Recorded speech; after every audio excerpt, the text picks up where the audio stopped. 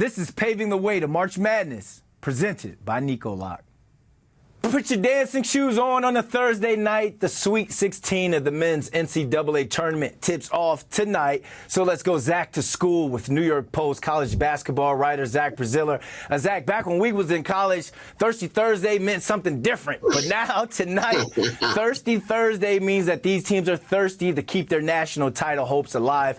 What's going on, man? Let's first talk about number 2 Arizona versus 6-seeded Clemson. That's 7:09 p.m. tonight on TBS. Very funny. It's going to be a very good game as well. What's your thoughts on that one?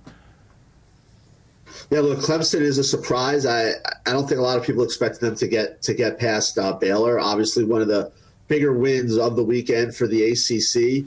Arizona has been really good. Caleb Love obviously has been terrific, and now we're one game away from Caleb Love against his old school, North Carolina. I would think Arizona wins here. Just really like the way they're playing. Kind of breeze through the first 2 rounds after getting upset by Princeton last year. I think Clemson's magic runs out here in the Sweet 16. I know Joe Girard has had a nice tournament, and they've obviously coming off the big win over Baylor. But I'm going Arizona to move on to the Elite Eight. Yeah, I couldn't tell you who one player is on that Clemson roster, and just all of a sudden, here they are in the Sweet 16. But kudos to them. Let's talk about a team who we know a lot of the players on that roster. Number 1, UConn, versus number 5, San Diego State. That's at 7:39 p.m. tip-off. Do the Huskies keep rolling on this one? I think they'll be at least challenged somewhat. San Diego State's really tough. They have a big scorer in Jaden Leday. But I'd be surprised. Look, UConn's an 11.5-point favorite for a reason.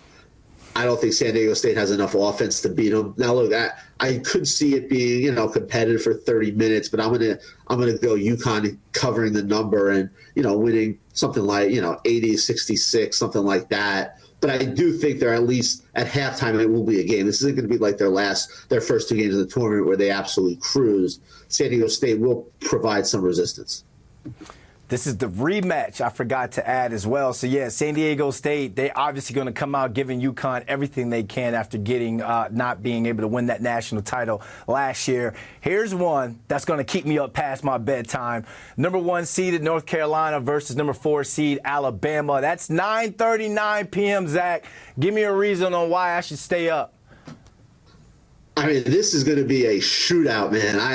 This honestly might be my favorite game of the first round, as much as I'm looking forward to of the Sweet 16. As much as I'm looking forward to Illinois, Iowa State. I think Carolina, Bama is going to be awesome. Okay. I mean, you have 2 just tremendous offensive teams. I think you're seeing a game in the 90s. I think you might even get one of these teams into the hundreds. This is going to be one of those games where you take your eye off for a minute and the score is going to change rapidly. R.J. Davis, obviously the White Plains kid, has had such a great year for Carolina. I don't see him going home this early, but this is not easy. Look, Mark Sears, Aaron Estrada, the former Hofstra star.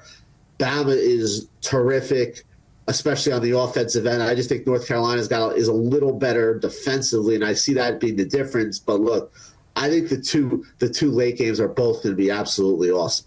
Well, let's talk about that last late game. The way you just hyped up that first one, man. I don't even know if I want to click over after the way you just hyped that up. Number 2 seeded Iowa State versus number 3 Illinois.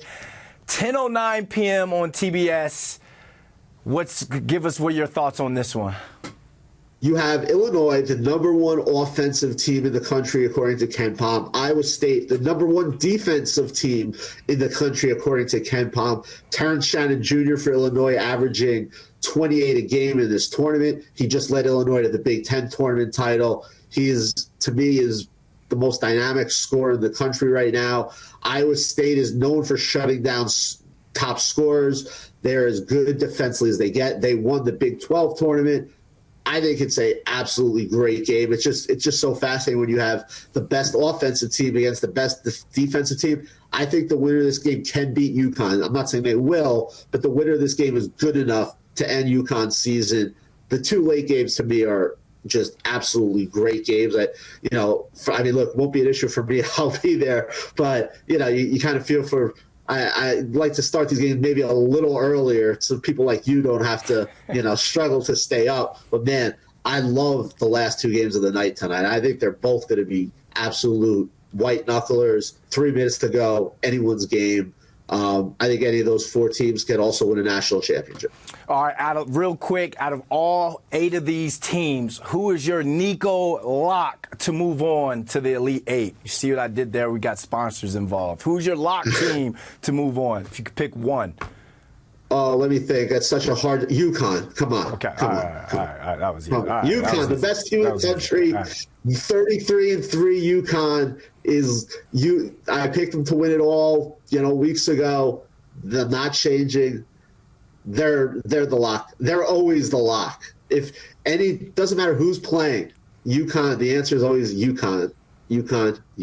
Also, we're in Boston. It's going to be like 85% UConn fans. All right, there we go. You see, I had to throw the sponsor in there. You see what I'm doing here? Zach Braziller, man, thanks for hopping on with us. My pleasure, man.